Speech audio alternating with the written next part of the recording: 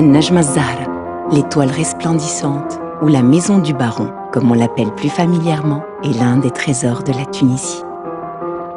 Édifiée au début du XXe siècle sur la colline de Sidi Bou Saïd, ouverte sur un panorama saisissant, à la fois majestueuse et discrète, l'ancienne résidence de la famille d'Erlanger suscite l'admiration par son insolite splendeur et le respect immédiat que l'on éprouve devant les œuvres d'art qui rapprochent les hommes et les cultures.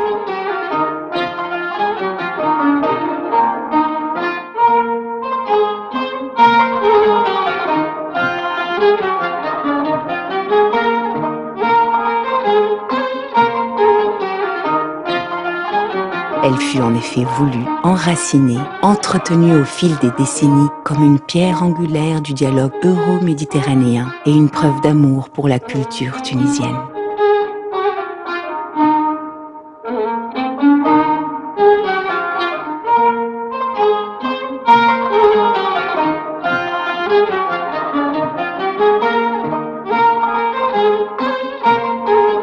On dit souvent et à juste titre que Najma Zahra est un modèle d'arabisance réussi. Un palais à la charnière de l'ensemble des styles légués par la civilisation arabe et des débuts de l'art décoratif européen.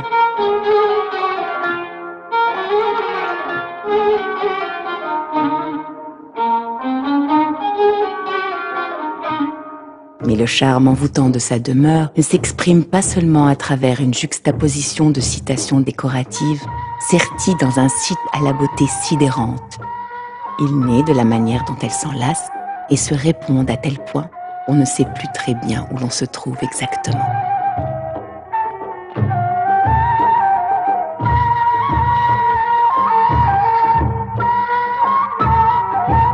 On peut dire sans se tromper, chez un homme d'élite qui aimait son prochain et a fait son chef-d'œuvre d'une demeure d'harmonie, ainsi que dans un pays dont la longue histoire et les habitants ont toujours préservé l'expérience de l'entente et de la fraternité.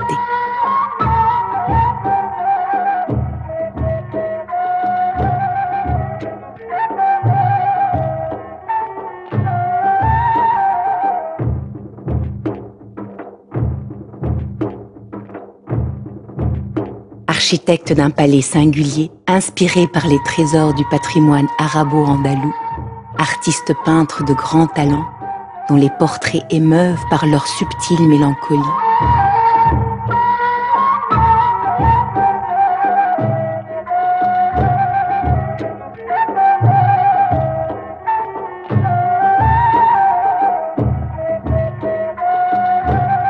Mémorialiste incomparable du patrimoine musical arabe qu'il a littéralement révélé à la conscience universelle.